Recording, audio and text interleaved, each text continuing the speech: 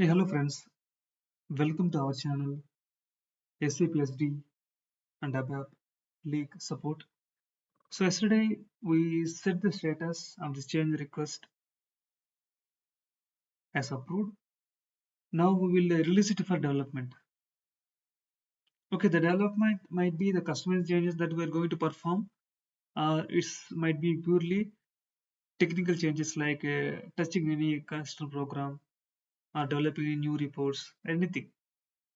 Program changes means development, workbench request. Customizing means it's a customizing request. So fine. Now let's see how to release it for development. So I'm in the change mode of this request for change.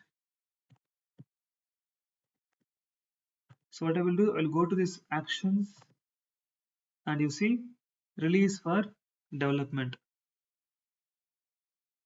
So remember that here now also we have an option to go back to that previous step, that is reset it to validation.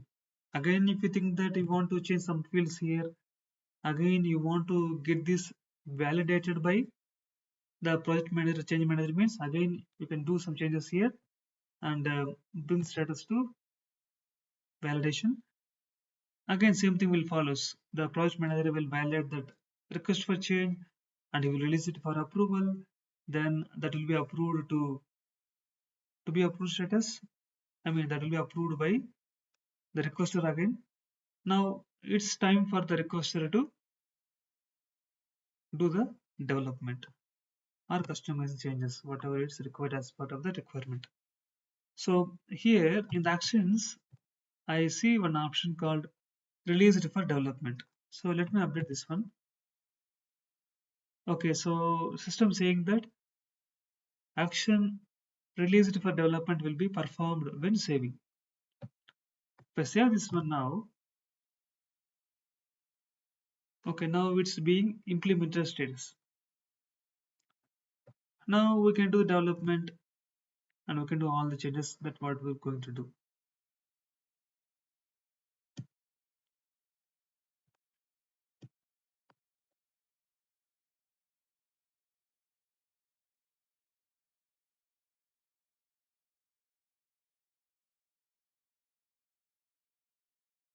Okay, fine then we can catch up in the next video.